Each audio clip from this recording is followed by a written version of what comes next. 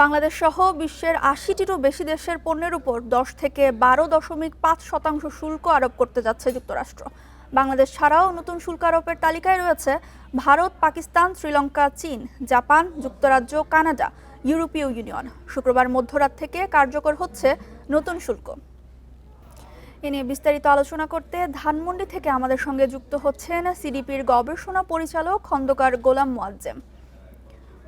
জনাব খন্দকার গোলাম মোয়াজ্জেম, আপনাকে স্বাগত বিরোধীহীন সংবাদ দুপুরে। প্রথমেই যেটা জানতে চাইব, যুক্তরাষ্ট্রের নতুন করে যে শুল্ক আরোপ, এটি বাংলাদেশের প্রতিযোগিতা সক্ষমতার উপর কি প্রভাব রাখতে পারে বলে আপনি মনে করেন? ভোগান্তি ভুলে চলে আসুন রিগালে, ওয়ারেন্টি সহ স্টাইলিশ কালেকশন নিয়ে রেডি রিগাল ফার্নিচার। ইতিমধ্যে আমরা দেখেছি যে মার্কিন যুক্তরাষ্ট্রের যে বাড়তি শুল্ক সেটা এক ধরনের নেতিবাচক প্রভাব ফেলছে এবং এর কারণে মার্কিন ক্রেতারা যেমন পণ্য ক্রয় করতে পারছে না উচ্চ মূল্যের জন্য, আবার একই সাথে ইউরোপের বাজারগুলোতেও চায়না এবং অন্যান্য দেশের পণ্য মূল্য কমে যাওয়ায় বাংলাদেশ এক ধরনের বিরূপ পরিস্থিতির সম্মুখীন হচ্ছে। তার সাথে যখন এই 10% নতুন শুল্ক যুক্ত হচ্ছে, স্বাভাবিকভাবেই সেটা মার্কিন ভোক্তাদেরকে ক্রয়ের ক্ষমতা আরও সীমিত করে দেবে। এর ফলে বাংলাদেশ থেকে বিক্রয় আরও কমে যেতে পারে এবং ইউরোপের বাজারগুলোতেও বাংলাদেশ আরও বেশি নেতিবাচক রপ্তানির সম্মুখীন হতে পারে।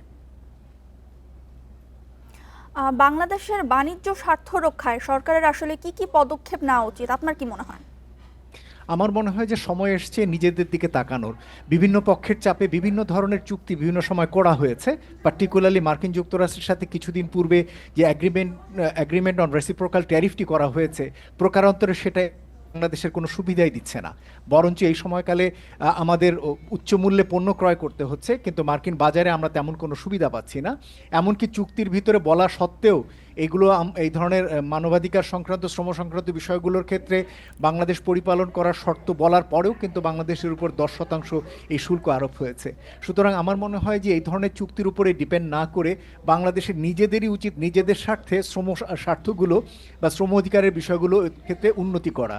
এক্ষেত্রে শিশু শ্রম, এই ফোর্স লেবার, একই সাথে ন্যূনতম মজুরি বাস্তবায়ন করা, ট্রেড ইউনিয়ন করা, এই সমস্ত জায়গাগুলোতে নিজেদের স্বার্থেই বাংলাদেশ সরকারের উচিত নিজেদের দিকে তাকিয়ে এই জিনিসগুলো উন্নতির জন্য কাজ করা। কোনো একটি দেশের শুল্ক কমানোর উদ্দেশ্যে তাদের সাথে নেগোশিয়েট করে কমানো, এটা খুব বেশি আমাদের জন্য কাজে দেবে বলে মনে হয় না।